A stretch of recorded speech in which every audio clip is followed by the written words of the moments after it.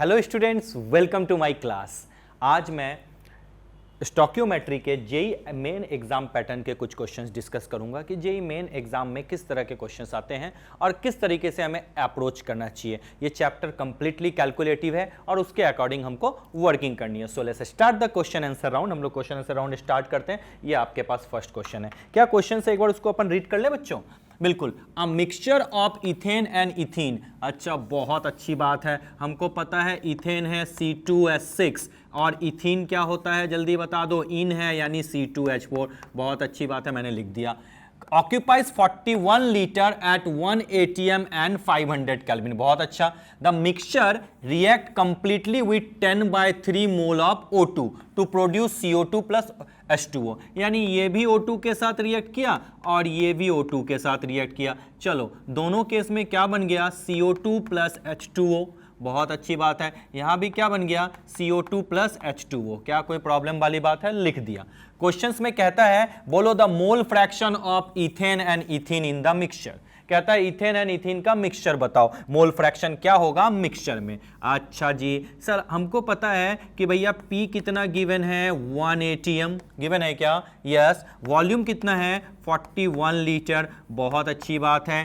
Temperature कितना है, 500 kelvin है या इट्स गिवन हियर ना। ओके, तो पहले नंबर ऑफ मोल्स निकालने के भाई इसमें कितने नंबर ऑफ मोल्स हैं। चलो, हमें रूल पता है, PV is equal to NRT। बिल्कुल सर जी। तो N इज इक्वल टू क्या हो जाएगा, जल्दी बता दो, PV upon RT। P into 41, R की वैल्यू याद होनी चाहिए 0.0821 इंटू 500। क्या कोई प्रॉब्लम वाली बात है। चलो, मैंने इनको सॉल्व कर दिया तो मेरी N की वैल्यू आ जाएगी 1। यानी जो नंबर ऑफ मोल्स हैं C2H6 और C2H4 के, वो कितने हैं, 1। तो अगर मैंने माना let the number of moles of C2H6 X मान लिया, क्या कोई प्रॉब्लम वाली बात है। तो बोलो moles, number of moles of C2H4 कितना आएगा, 1 माइनस एक्स। क्या कोई प्रॉब्लम वाली बात है, 1 माइनस एक्स। बहुत अच्छी बात है। अब मैं इसको थोड़ा बैलेंस कर दूं रिएक्शन को। वेट फॉर अ मोमेंट, मैं यहां लिख देता हूं 7/2 O2। C कितनी बार है, 2 टाइम्स है, तो मैंने लिख दिया यहां पे 2। चलो, 4 हो गया और यहाँ पे हाइड्रोजन है 3, तो मैं अगर यहाँ लिख दूँ 3/2, तो मैं एक बार काउंट कर लूँ, 3 2 6, 3/2 एंड 4, 3/2 एंड 4। एक बार और अच्छे से देख लो, 3 2 6। अच्छा, 3/2 ना लिखूँ तो चलेगा क्या, मैं सिर्फ 3 लिखूँ तो 3 2 6, हाइड्रोजन 6 हो गए, ऑक्सीजन 3 एंड 4 7, यस हो गया, बैलेंस हो गया। अब मैं इसकी बात करूं तो मैं यहाँ पे 2 बार है तो 2 टाइम्स लिख दिया। अच्छा, 2 2 4 एंड यहाँ पे हाइड्रोजन 2 टाइम्स है तो हाइड्रोजन को ले लिया। तो ऑक्सीजन कितने, 2 2 4 2 6, तो क्या मैं यहाँ 3 लिख दूं, यस, बैलेंस हो गया। क्या कोई प्रॉब्लम वाली बात है, नहीं। हमें नंबर ऑफ मोल्स आ चुके हैं। तो आपको पता है ये आपका बैलेंस इक्वेशन है। आप देख रहे हो 1 मोल C2H6 को कितने मोल ऑक्सीजन चाहिए, 7/2।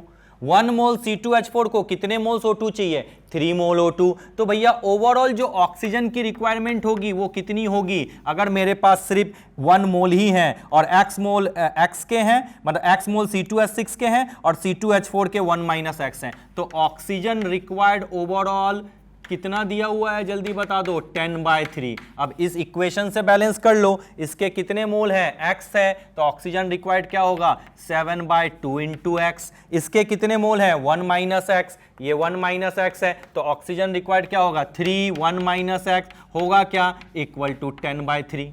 काम खत्म, ये बैलेंस करना आ गया। बिल्कुल, ये क्वेश्चन में दिया हुआ है 10/3, याद रखना। चलो सर जी, अब मैं इसको सॉल्व करता हूं। 7/2x plus 3 minus 3x equal to 10/3। Then 7/2x minus 3x is equal to 10/3 minus 3। Now LCM अगर मैं ले लूं 2, that is 7x minus 6x is equal to 10 minus 9/3। क्या कोई प्रॉब्लम वाली बात है, नहीं। That is x upon 2 is equal to 1/3। क्या कोई प्रॉब्लम वाली बात है, अच्छे से देख लो, x upon 2 is equal to 1/3। Cross multiplication किया तो x इज इक्वल टू क्या आ जाएगा, 2/3। तो मोल C2H6 के क्या आ गए, 2/3। तो बोलो देयरफॉर मोल्स ऑफ C2H6 कितने आ गए, 2/3। तो बोलो मोल्स ऑफ C2H4 कितने होंगे? C2H4 के मोल होंगे 1 - 2/3, तो क्या हो जाएगा 3 - 2/3, यानी कितने आ गए 1/3। बहुत अच्छी बात है। तो मोल फ्रैक्शन तो निकालना आता ही है, मोल फ्रैक्शन निकाल दो काय C2H6, नंबर ऑफ मोल्स 2/3। और क्वेश्चंस में क्या बोला है? The mole fraction of ethane and ethane. Fraction के टर्म्स में है तो डायरेक्टली लिख सकता हूं, ज्यादा करने की हमको जरूरत नहीं है। ये तो अलग से फिर क्यों निकालना है? कहता है कि फ्रैक्शन मतलब इन द सेंस, कहते हैं कि भैया इसके कितने हैं और इसके कितने हैं, यही तो कहता है। तो 1/3 और 2/3 है, तो 2/3 किसके हैं? मूविंग हियर, 2/3 किसके हैं भैया? इथेन के हैं। इथेन के 2/3 मतलब क्या? 0.6 एंड 6, एंड इथिन के 1/3 मतलब क्या? 0.33। क्या कोई प्रॉब्लम वाली बात है? तो बोलो 0.66 एंड 0.33 कहां है? इस जगह पे है, तो इसका ऑप्शन क्या हो जाएगा? C option. क्या कोई प्रॉब्लम वाली बात है? वो मोल फ्रैक्शन का फॉर्मूला नहीं लगाऊंगा Na/Na + Nb, क्योंकि कहता है mole fraction in the sense, कहता है कि भैया इसमें कितने अमाउंट हैं, जो 1 में C2H6 के कितने पार्ट हैं और C2H4 के कितने पार्ट हैं। सीधा हमने सॉल्व कर दिया। क्या कोई प्रॉब्लम वाली बात है? नहीं। चलो मैं इसको रब करता हूं बच्चों, और बढ़ते हैं अपन दूसरे क्वेश्चंस की तरफ। What is given in the second question? Okay,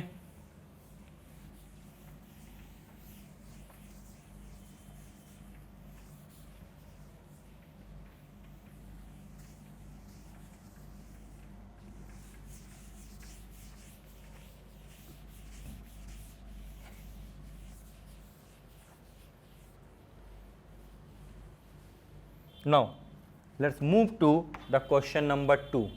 चलो क्वेश्चन नंबर 2 को अपन रीड करते हैं। देखो क्या है? 100% pure sample of divalent metal carbonate. अच्छा, डाइवेलेंट मेटल कार्बोनेट क्या होता है? MCO3। डाइवेलेंट ही तो हुआ, क्योंकि कार्बोनेट आयन क्या होता है? 2-, तो M क्या हो? इसको टूटेगा तो कैसे होगा? ब्रेकडाउन कैसे होते हैं? M2+ एंड CO3 2-, यही तो है दादा। बिल्कुल। A divalent metal carbonate weighing 2 gram on complete thermal decomposition क्या करता है? 448 ग्राम। अगर इसका डिकम्पोजिशन होता है तो क्या बनेगा भैया? MO + CO2 बन गया। तो इसके कितनी क्वांटिटी गिवन है? 2 ग्राम। 2 ग्राम से कितने सीसी बने? देखो तो 440 सीसी बने। क्या कोई प्रॉब्लम वाली बात है? At STP। तो बोलता है बोलो इक्विवेलेंट मास क्या होगा मेटल का। अच्छा, ये लिंक तो आ गया समझ में। चलो 1 मोल 1 मोल, कोई प्रॉब्लम वाली बात है? तो हम क्या देख रहे हैं कि भैया 448 क्यूबिक सेंटीमीटर CO2 बनने के लिए 2 ग्राम मेटल कार्बोनेट चाहिए। तो बोलो 22400 सीसी CO2 बनने के लिए कितने चाहिए? यही तो 1 मोल के बराबर होता है। और हमें देखो बैलेंस करके 1 मोल, तो चलो कितने चाहिए होंगे? 22400 मल्टीप्लाई बाय 2 डिवाइडेड बाय 448। क्या कोई प्रॉब्लम वाली बात है? नहीं। अब ये कितने टाइम्स में कैंसिल होगा? अगर मैं इसको कैंसिल कर दूं तो ये आ जाएगा 2 और यहां आ जाएगा 100 और ये 2 कैंसिल, यानी कितने आएंगे? 100 ग्राम MCO3। ये जो 100 ग्राम MCO3 है, ये क्या है? 1 मोल MCO3 का मास है, क्योंकि ये भी तो 1 मोल है, ये भी तो 1 मोल से 1 मोल CO2 बना। तो हम क्या ढूंढ चुके हैं? Molecular mass of MCO3 is equal to 100 gram. क्या कोई प्रॉब्लम वाली बात है? नहीं। बहुत अच्छा। अब ये मॉलिक्यूलर मास इसका ढूंढो। मेटल है, मेटल का मॉलिक्यूलर मास मैंने मान लिया M है। मेटल का मॉलिक्यूलर मास क्या मान लिया मैंने? M है। कार्बन का एटॉमिक मास क्या? सॉरी, मेटल का मॉलिक्यूलर क्या? एटॉमिक मास की बात कर रहा हूं मैं। कार्बन का क्या होता है? 12। ऑक्सीजन का क्या होगा? 3 × 16 इक्वल टू क्या होगा? 100 ग्राम के बराबर ही तो होगा। बहुत अच्छी बात है। 48 + 12 कितना हुआ? 60। तो मेटल का जो एटॉमिक मास है वो क्या होगा? 100 - 60, यानी कितना हो गया? 40 ग्राम। क्या कोई प्रॉब्लम वाली बात है? ये एटॉमिक मास है बच्चों, याद रखना। मैंने मान लिया है M। ये क्या है? Atomic mass. अब आपको पता मॉलिक्यूलर मास कैसे निकालते हैं मेटल का? अगर आपको कहीं कंफ्यूजन हो रहा है ना बच्चों, तो मैं ऐसे लिख देता हूं X, नहीं तो आपको फिर कंफ्यूजन होगा। लो X लिख दिया। Let the atomic mass of the metal is X। X कितना आया? 40 ग्राम। कहां पहुंचना है? इक्विवेलेंट मास पे। आपको पता है equivalent mass of metal is equal to क्या होता है? जल्दी बता दो बच्चों। Atomic mass of the metal upon valency. Question में खुद कह दिया है कि डाइवेलेंट है, डाइवेलेंट मतलब क्या, वैलेंसी 2, तो भैया एटॉमिक मास कितना है 40 डिवाइडेड बाय 2, यानी इक्विवेलेंट मास हो गया 20 ग्राम। तो आंसर क्या हो जाएगा क्वेश्चन नंबर 2 का बी ऑप्शन। क्या कोई प्रॉब्लम वाली बात है? नहीं। Is it clear to you? Yes sir. Now I am going to rub this part and will discuss the next question. I hope you have noted it down. आपने इन सबको note down कर लिया, so let's move to the next one. मैं rub कर देता हूं।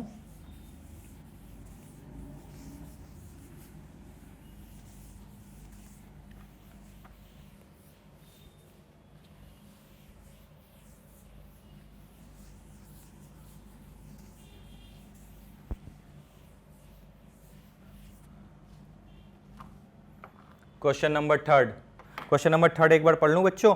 चलो पढ़ लो।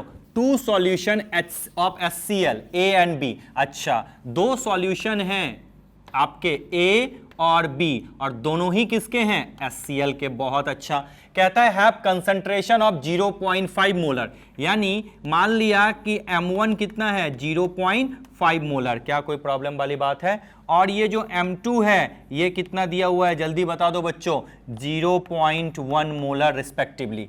The volume of the solutions A and B required to make 2 litre of 0.2 molar HCl। तो बोलता है volume of A and B बताओ कि भैया V1 कितने हैं और V2 कितने हैं, इन दोनों को मिला दो तो आपको जो सॉल्यूशन मिलेगा, जो रिजल्टेंट मोलारिटी गिवन है वो कितनी दी हुई है 0.2, और जो वॉल्यूम दिया हुआ है रिजल्टेंट वॉल्यूम वो कितना दिया हुआ है 2 लीटर। यही तो गिवन है।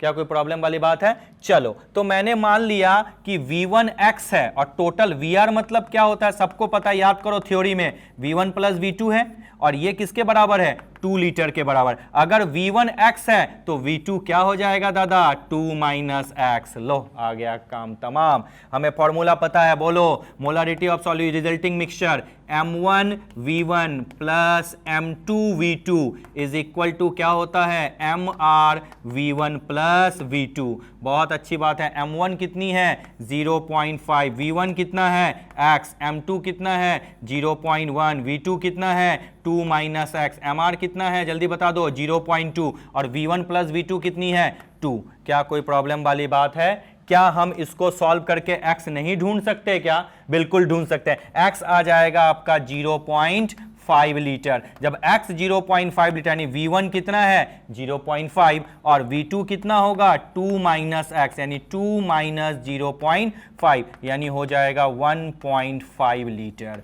Am I right? Yes sir, you are absolutely right. So the answer will be 0.5 liter of A and 1.5 liter of B. Clear to you? आपने शायद नोट डाउन कर लिया होगा आंसर, एक बार देख लो। सारा बिल्कुल इजी है, कोई भी ऐसा टफ नहीं है, और ऐसे क्वेश्चंस मैंने थोड़े से अच्छे क्वेश्चंस आपके लिए पिक किए हैं जिससे कि आपका कॉन्फिडेंस लेवल थोड़ा सा इंक्रीज कर जाए। चलो, now I am going to rub this part and will discuss the next question.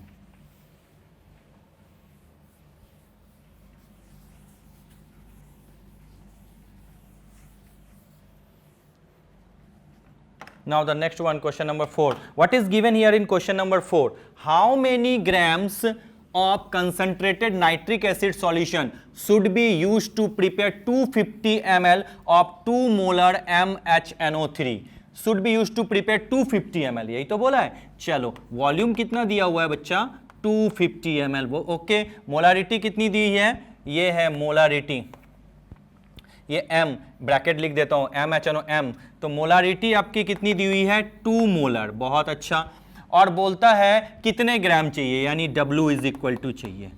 क्या कोई प्रॉब्लम वाली बात है? चलो, बहुत अच्छी बात है। अच्छा, मॉलिकुलर मास HNO3 का क्या होता है बच्चों जल्दी बता दो। हाइड्रोजन का होता है 1, नाइट्रोजन का होता है 14 और प्लस 1 15, और ऑक्सीजन का होता है 16 इंटू 3 48 प्लस 15 कितना होता है, यानी 48 प्लस 15 63, यस तो मॉलिक्यूलर मास हो गया 63, हमको ये चाहिए। चलो हमें जीवन भर एक चीज पढ़ा है, molarity is equal to number of moles upon volume of solution in ml multiply by 1000। Molarity कितनी 2, नंबर ऑफ मोल्स मतलब गिवन मास को मैंने मान लिया x, इसको क्या मान लिया मैंने x, तो लिखो x अपॉन 63। क्या मैं लिख सकता हूं?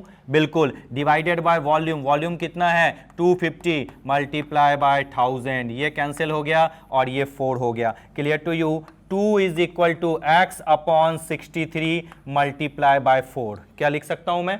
बिल्कुल। तो चलो मैं इसको अगर सॉल्व कर दूं तो x इज इक्वल टू क्या हो जाएगा 2 into 63 divided by 4 is equal to x। क्या कोई प्रॉब्लम वाली बात है? नहीं। चलो ये आ जाएगा 2, ये आ जाएगा 63, 63 मतलब 31.5, यही तो होगा, सही है ना? बिल्कुल। तो x इज इक्वल टू आ गया आपका 31.5 ग्राम। लेकिन देखो क्वेश्चन का दूसरा पार्ट क्या बोलता है, the concentrated acid is 70% HNO3।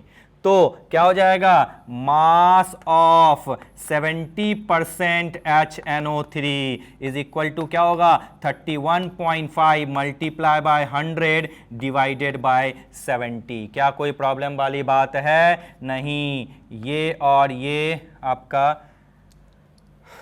70 है ना, 70% है, यस ओके। ये और ये cancel, 315 divided by 7, that is 7 4 जा 28, 3 and 7 5 जा 35, तो कैंसिल हो गया, कितना आ गया 45। तो 70% HNO3 की वैल्यू कितनी आ गई 45। तो आंसर क्या है 45, C option 45 gram concentrated HNO3। Clear to you? Yes definitely you can solve such kind of questions.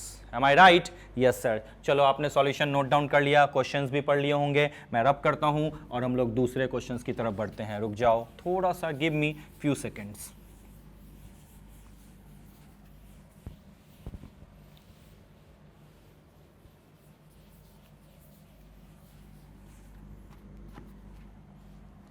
Now let's move to the question number 5। क्या है क्वेश्चन नंबर 5 एक बार देखो तो बच्चों। A gaseous hydrocarbon upon combustion given 0.72 gram of water and 3.008 gram of CO2, the empirical formula of hydrocarbon। अच्छा, कोई भी gaseous hydrocarbon है, मैंने मान लिया भैया CXHY, ठीक है।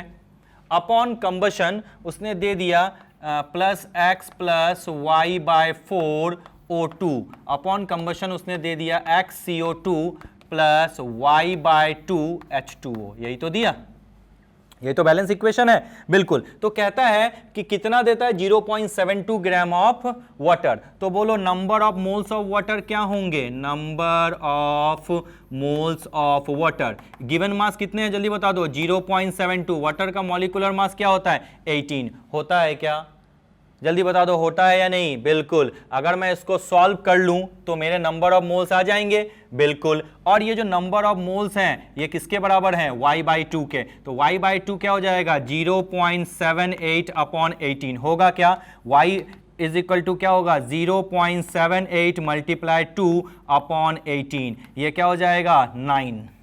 कोई क्लियर टू यू? आएगा आंसर क्या 0.78 अपॉन 9।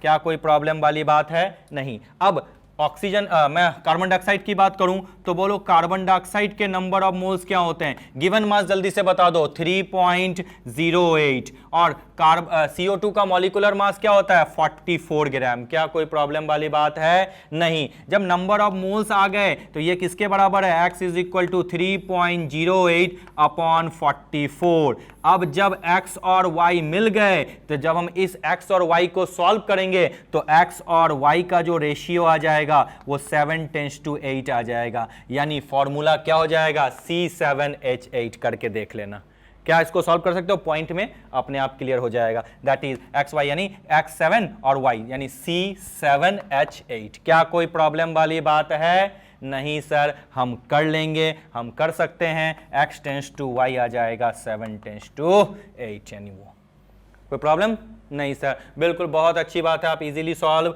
कर सकते हो। Now I am going to rub this part. आपने आई होप नोट डाउन कर लिया होगा। Yes sir. चलो मैं नेक्स्ट क्वेश्चंस की तरफ बढ़ता हूं। नेक्स्ट क्वेश्चंस में क्या गिवन है, check it out. That is the question number 6। एक बार पढ़ लो, एक बार क्वेश्चंस को पढ़ लूं। Yes 5.82 gram silver coin is dissolved in nitric acid. Okay, when sodium chloride is added to the solution, all the silver is precipitated as AgCl. क्या लिखा है? All the silver is precipitated as AgCl. The AgCl precipitate weighing 7.20 gram. तो बोलता है percentage of silver in the coin. बहुत simple है. अगर मैं बात करूं 1 मोल AgCl में कितने Ag हैं? 1 मोल Ag है. देखो Ag एक ही बार होता है ना.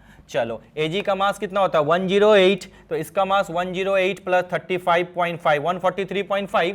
यस 143.5 ग्राम AgCl में कितने ग्राम सिल्वर है? 108 ग्राम Ag है. क्या कोई प्रॉब्लम है? आपके पास जो सिल्वर निकला, सिल्वर क्लोराइड निकला, वो 7.20 ग्राम है. यही तो है. तो भैया 7.20 ग्राम AgCl में कितने Ag होंगे? 7.20 मल्टीप्लाई 108 डिवाइडेड बाय 143.5. इतने ग्राम क्या हो जाएंगे? सिल्वर के आ जाएंगे. कोई प्रॉब्लम? तो बोलता है बोलो परसेंटेज ऑफ सिल्वर क्या है. तो चलो परसेंटेज ऑफ सिल्वर कितना हो जाएगा? ये कितनी ग्राम आएगी? आप इसको सॉल्व करो. 7.20 मल्टीप्लाई 108 डिवाइडेड बाय 143.5. क्या कोई प्रॉब्लम वाली बात है? Bracket close. Then divided by कितने ग्राम आपके गिवन है? 5.82 एंड मल्टीप्लाई बाय 100. तो इसको अगर आप सॉल्व कर लोगे तो आपका आंसर आ जाएगा 93.1. क्वेश्चंस काफी टफ नहीं होते. It's so simple, so easy. अगर आपके पास होल्ड है ऐसे क्वेश्चनों को सॉल्व करने का. क्या कोई प्रॉब्लम वाली बात है? नहीं. बहुत अच्छी बात है. चलो नेक्स्ट क्वेश्चन की तरफ हम बढ़ते हैं. नेक्स्ट क्वेश्चन है क्वेश्चन नंबर 7. 1 मिनट रुक जाओ. क्वेश्चन नंबर 7 देखो एक बार बच्चों क्या गिवन है क्वेश्चन नंबर 7 में. क्वेश्चन नंबर 7 गिवन है if 27 gram of water is form during combustion of pure propene. अच्छा बोलता है प्रोपीन है. प्रोपीन कितना है? C3H6. ठीक है. तो बोलता है 27 ग्राम ऑफ वाटर. अच्छा प्रोपीन के कंबशन से आपको पता है CO2 प्लस H2O बनेगा. एक बार बैलेंस कर लूं बच्चों तो इजी हो जाएगा. चलो बैलेंस करता हूं. यहाँ पे 3 है तो यहाँ पे मैंने 3 लगा दिया. बहुत अच्छी बात है. हाइड्रोजन कितनी बार है? 3 टाइम्स है तो यहाँ मैंने 3 लगा दिया. अब ऑक्सीजन कितने हो जाएंगे? 3 2 6 एंड 3 9. यही तो है 9 है. तो यहाँ पे 9/2 लगा दूं, काम तमाम है. Yes 9/2 O2. क्या कोई प्रॉब्लम वाली बात है? अब देखो कहता है कि कितना प्रोपीन का मास बर्न किया और बना कितना, जल्दी से बता दो. ये जो दिया हुआ है ना, ये बोला है कि भैया मेरा 27 ग्राम ही बना है. चलो बहुत अच्छी बात है. यहां अच्छे से लिंक करो. ये नोन है, ये अननोन है. यही तो बोला. चलो अब ध्यान से समझना. 3 मोल वाटर बनने में कितने मोल प्रोपीन चाहिए? 1 मोल C3H6 चाहिए. चाहिए या नहीं? Yes sir. अब आपको पता 3 मोल में कितने मास होते हैं? 3 × 18 ग्राम H2O बनने के लिए C3H6 का मास क्या होता है? जल्दी बता दो. 12 × 3 36 प्लस 6 42. यस 42 ग्राम C3H6 चाहिए. चाहिए क्या बच्चों? बिल्कुल सर जी, बिल्कुल चाहिए. आपके पास कितने ग्राम बने हैं बच्चों? 27 ग्राम H2O के लिए कितने आपको इथीन चाहिए? बहुत इजी. आप इजीली सॉल्व कर लोगे. 42 × 27 डिवाइडेड बाय 3 × 18.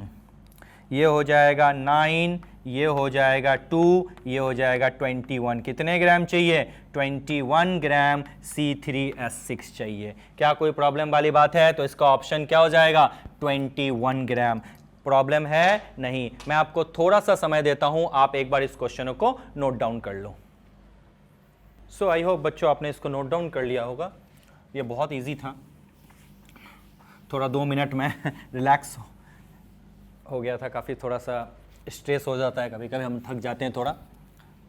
चलो क्वेश्चन नंबर 8 की तरफ अपन सॉल्व करें. आगे बढ़ते हैं क्वेश्चन नंबर 8 की तरफ. क्या है क्वेश्चन नंबर 8? एक बार रीड डाउन करें अपन. Yes sir, wait for a moment. It is given here 300 kelvin and 1 at 300 kelvin and 1 atm 15 ml of a gaseous hydrocarbon require 375 ml air containing 20% of oxygen। यानी भैया oxygen का जो है ना only 20% है, तो सीधा सा लिख दो ना भैया, वॉल्यूम ऑफ ऑक्सीजन कितना हो जाएगा 375 इंटू 20 डिवाइडेड बाय 100।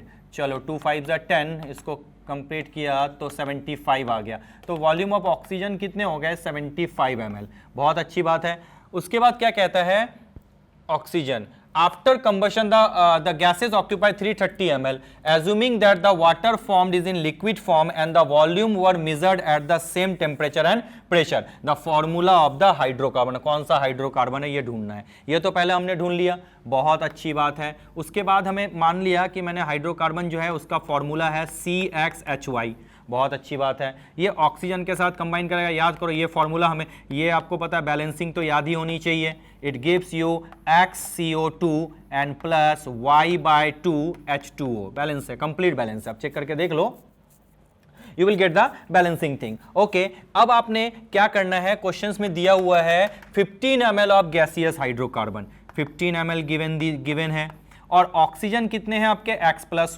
Y/4, ये किसके बराबर है 75 ml के। मोलर रेशियो और वॉल्यूम रेशियो सेम होता है, तो हम लिखेंगे ऑक्सीजन रिक्वायर्ड, जो ऑक्सीजन रिक्वायर्ड है वो कितना ml आपके पास है 75 ml है।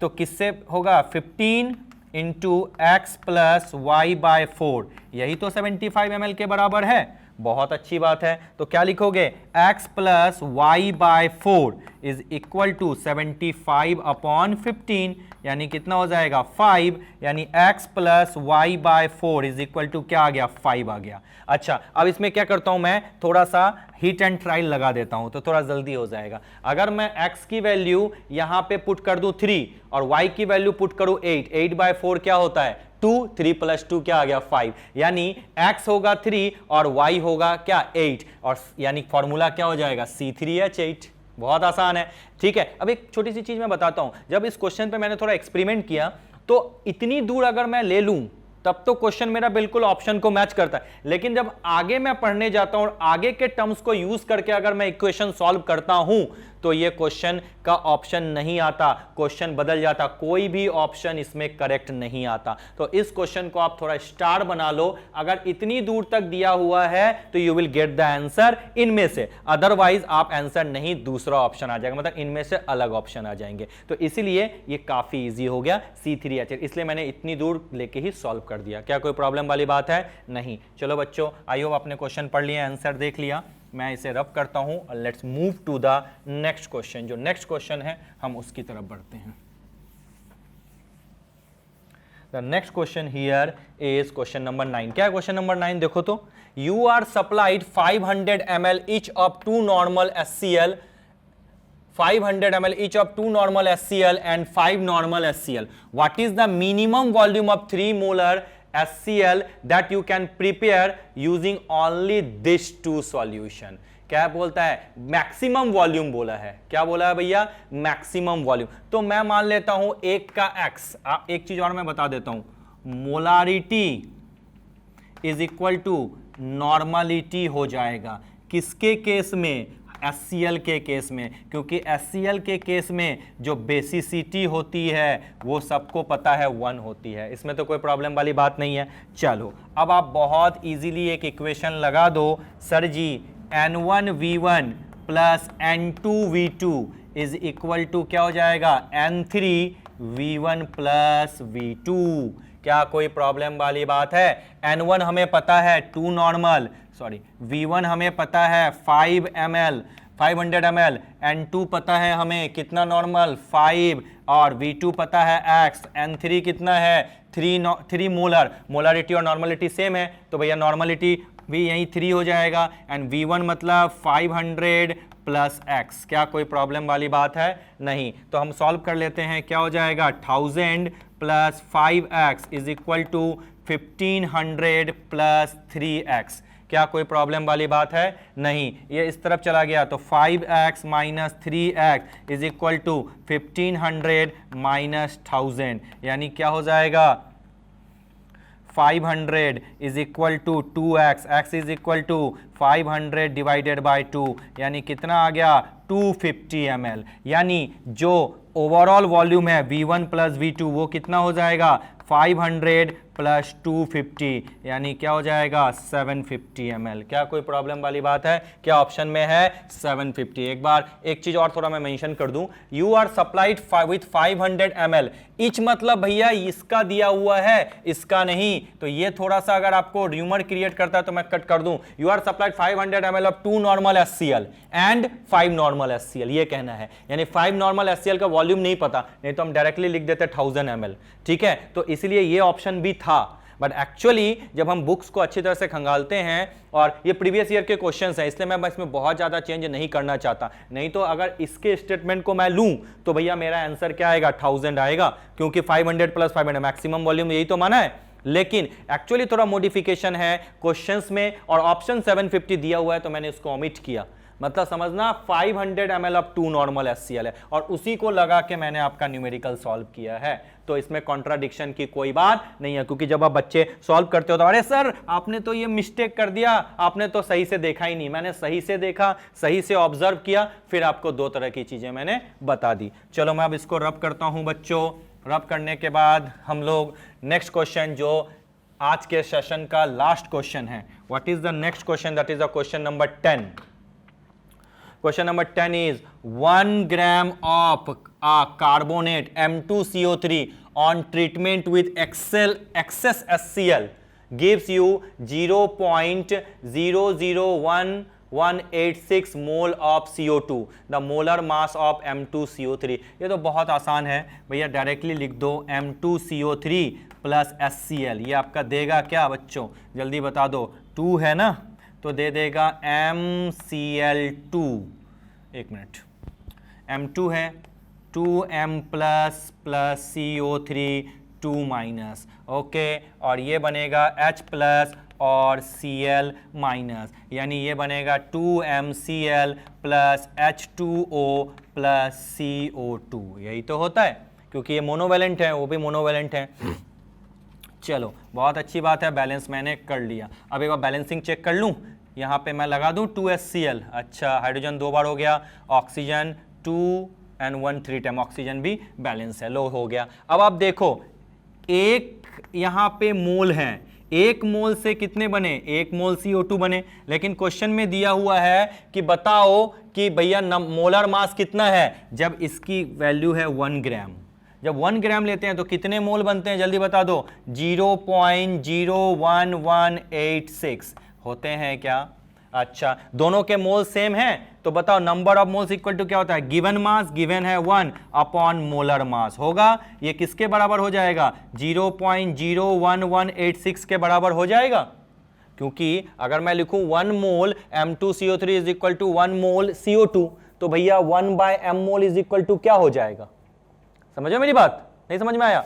चलो मैं इसको अच्छे से और एक बार लिख दूं, लिख देता हूं मैं, 1 मोल M2CO3 से कितने मोल CO2 बने, 1 मोल CO2 बने। क्या कोई प्रॉब्लम वाली बात है? तो बताओ 1 अपॉन m, यही तो होगा, given mass upon molar mass M2CO3 से कितने CO2 बनेंगे, तो क्या लिखोगे भैया, 1 upon m into 1 mole CO2 बनेंगे, बिल्कुल। यानी 1 अपॉन m मोल किसके बराबर है, ये जो CO2 बनेगा वो कितना की बना है, 0.01186, यही तो है। तो m इज इक्वल टू क्या लिखोगे, 1 अपॉन 0.01186। मॉलिकुलर मास आ गया, मॉलिकुलर मास आपका सॉल्व करके आई होप सो 84.3 के आसपास आ जाएगा। चाहे जो भी आंसर आ जाए, नॉट अ इश्यू, अब इसको सॉल्व कर लेना। क्या कोई प्रॉब्लम वाली बात है? नहीं बच्चों, आई होप आपने इस क्वेश्चन को समझ लिए होंगे और आपको कोई डाउट नहीं होगी। नेक्स्ट क्लास में मैं कुछ नई टॉपिक्स और इंक्लूड करूंगा, जिससे कि आपके चीजें और अच्छी हो जाए। जो मेरा नेक्स्ट टॉपिक होगा वो एटॉमिक स्ट्रक्चर में टीच करूंगा। सो बच्चों, till then bye bye, thank you so much.